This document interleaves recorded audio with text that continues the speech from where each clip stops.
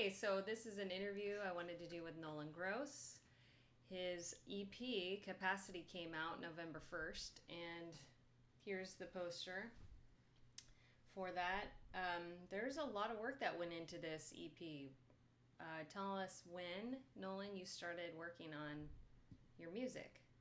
Um, I started working on music in March of this year, and I started going to the studio, made one song with a few more experienced dudes, and then the producer said, "Hey, I want to work with you more," and I just kept going back up to the studio, and we cranked out like a full album. And on the EP, these are some songs that are going to be on the album. Okay, when does your album come out? Your It full comes album? out 2020, start of 2020. Start of 2020. Yes. Mysterious. Yes. So first few months of 2020. How would you describe the music that you're creating? What category would you put it in? Um, that's kind of like a hard question that, like, whenever I get asked that, I don't know how to answer. Because, like, off of the songs that are on the EP, it's hard to get a grasp on, like, what genre, but you can put it as pop, but also it's not, like, bubblegum pop. It's, like, alternative pop. Just, yeah.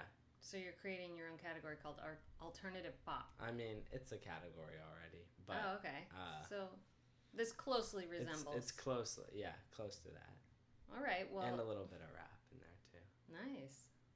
Who would you say is your biggest musical influence? Well, I have all my musical influences around the room. So Bon Iver, Brockhampton, Laney, Tyler the Creator. Yeah, those are like Kanye. Those are some of like my biggest inspirations in music, and have been for a while. There's more people now that are inspiring me, like Billie Eilish, Dominic Fike, people like that are like the new generation that I can see myself blending in with, and just like us.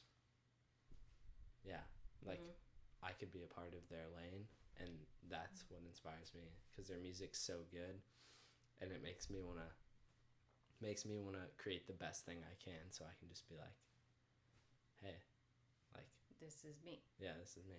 Hey, so when you say a different lane, different category, or you say like these new musical artists coming up, what's different about them than some of these more traditional artists? Well, I don't think that it's like there's traditional artists anymore, because even traditional artists are still trying to figure out ways to be relevant. So they see people like Billy, and they see people that are like popping off and that are like making a huge influence in the music game, and they want to be somewhat like that, even though they're not trying to copy it. They're just trying to see what she's doing differently. And people like that, just, they don't care. They just make what they like. And more traditional people are making things for like, it needs to be this way. And the new generation, For other people? yeah, Yeah, and the new okay. generation just doesn't care. Like, I'm gonna make whatever I want. Like, Right.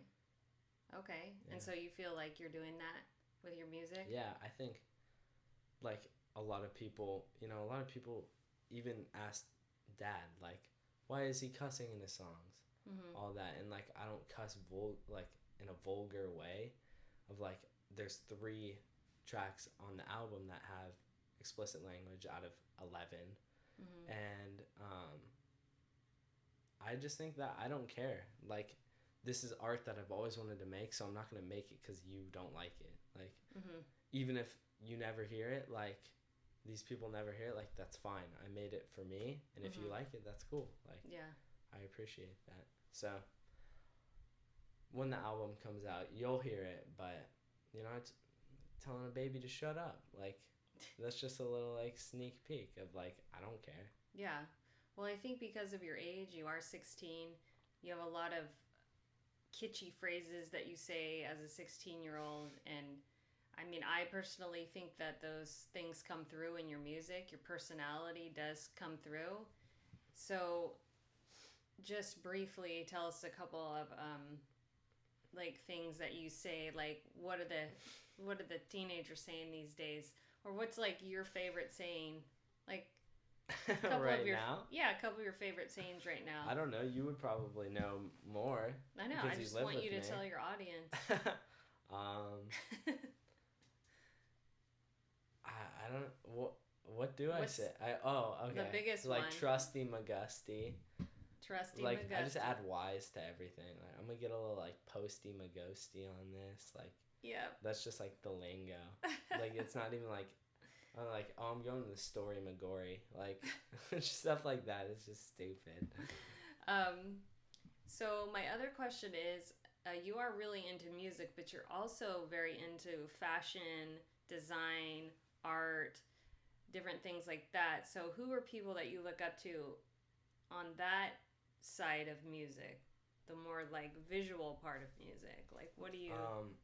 I think visually and like clothing and design of sets and stuff like that, like I look up to Virgil Abloh. He is like a DJ. He is the men's director for Louis Vuitton. He just knows, like he gets it.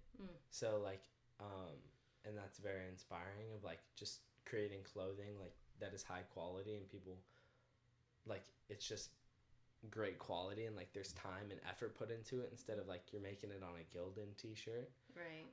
And then like set design and stuff, like Rockhampton, they've been killing it on their like set design, and just like more like crazier sets.